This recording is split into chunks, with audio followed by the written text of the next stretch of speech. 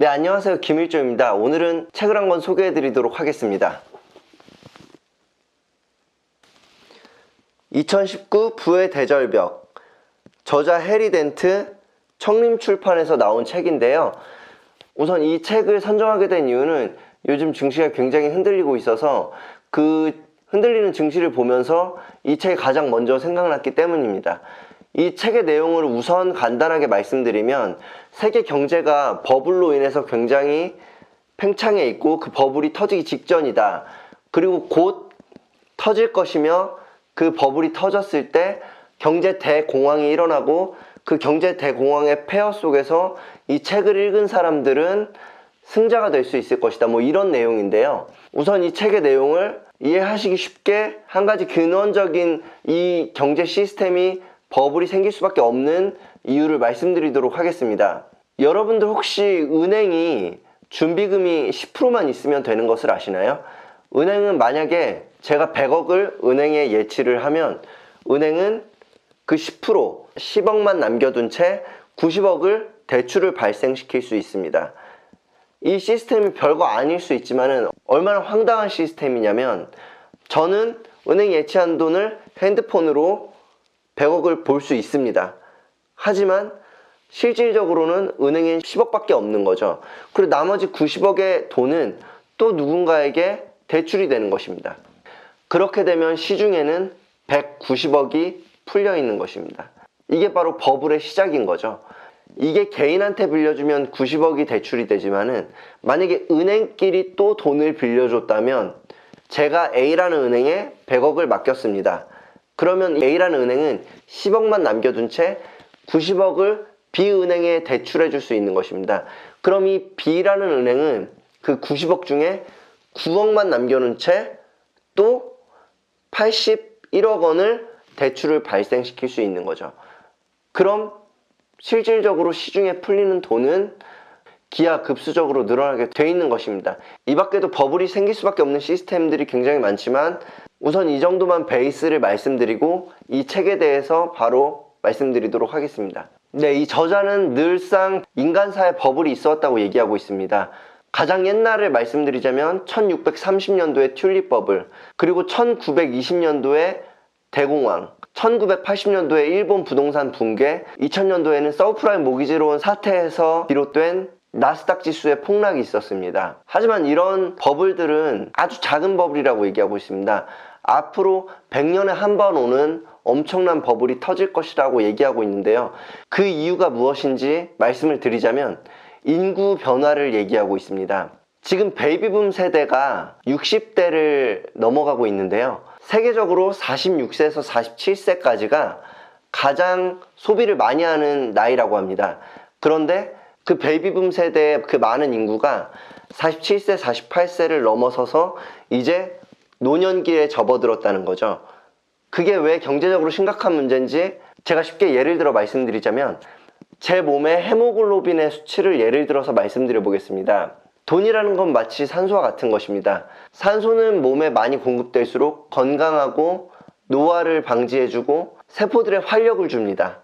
하지만 만약에 헤모글로빈의 수치가 떨어진다면 그 산소가 몸 곳곳으로 퍼져나갈 수가 없겠죠. 한마디로 이 47세와 48세는 경제구조 안에서 헤모글로빈과 같은 존재인 겁니다. 돈을 가장 많이 지출하는 나이이므로 경제 분야 곳곳에서 돈이 많이 돌게 만들어줄 수 있는 것이죠. 한마디로 헤모글로빈이라고 볼 수 있는데, 베이비붐 세대가 47세, 48세일 때 굉장히 많았다가 점점 수치가 낮아지고 있는 거죠. 60대가 넘어가면서 노령화에 접어들었고 헤모글로빈의 수치는 그로 인해 굉장히 낮아진 것입니다. 그렇게 되면 어떻게 될까요? 몸도 노화가 되면서 점점 이곳저곳에서 문제가 생길 수 있겠죠. 이 저자는 이것을 계절에 비유했습니다. 모든 경제공황은 봄, 여름, 가을, 겨울이 있다고 그랬습니다. 그리고 이 공황은 항상 아무도 본 적이 없다고 그랬습니다. 왜냐하면 이 주기는 80년 정도의 기간을 갖고 있기 때문에 누구도 본 적이 없다는 것입니다. 그래서 여태까지 작은 버블들이 터졌을 때처럼 결국 괜찮아질 거야, 결국 괜찮아질 거야 라는 얘기를 하고 대공황 직전에 엄청난 버블이 터질 것이라고 얘기를 한다면 모두가 그 사람을 비난하게 된다는 것이죠. 그래서 결국 그 대공황 직전에 버블이 터진다고 주장을 했던 사람들조차도 결국은 안정적으로 이 버블이 터지지 않게 지나갈 수도 있다고 주장을 바꾸게 된다고 합니다. 너무 많은 비난을 받게 되니까요. 그렇게 큰 버블은 이 세상에 없었다고 모두가 얘기하니까요. 하지만 이 저자는 거의 확신을 갖고 경제 대공황이 올 것이라고 얘기하고 있습니다. 아까 말씀드린 대로 인구 변화 때문인 거죠.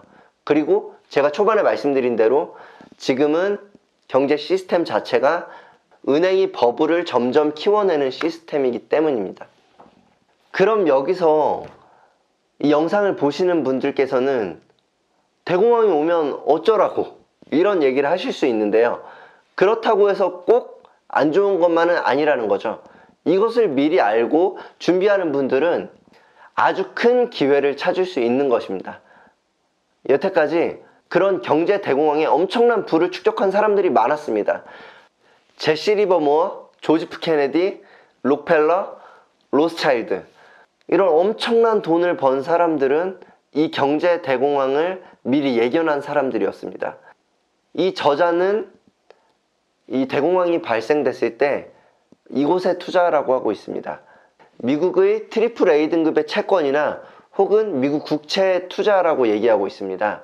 만약 이 부분이 어려우시다면 현금을 최대한 많이 보유하신 다음 경제 대공황이 끝난 다음에 투자하시기를 권하고 있습니다. 그때는 모든 것들이 가격이 다운되어 있기 때문에 적은 비용으로 많은 것을 가지실 수 있다는 것이죠. 그리고 경제 대공황 이후에는 실버 산업에 투자라고 얘기하고 있습니다.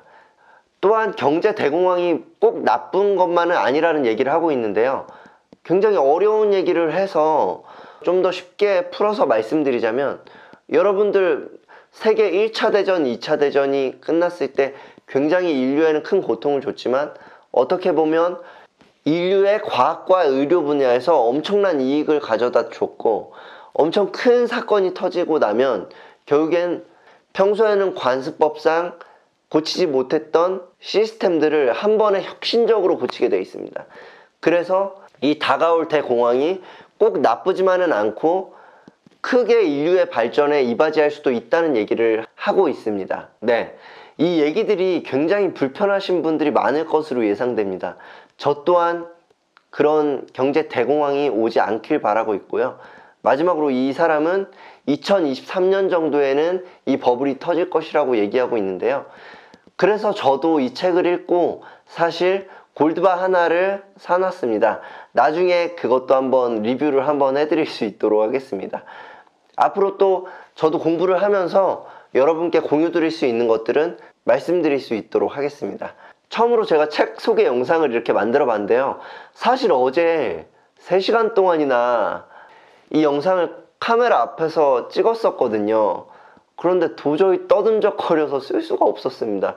그리고 오늘도 8시부터 지금 12시가 넘어가고 있는데 4시간 동안 찍었는데 이번 영상은 과연 쓸 수 있을지 의문이 듭니다.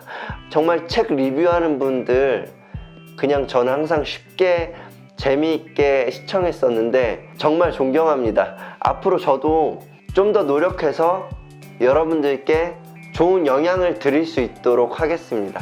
시청해주셔서 감사합니다.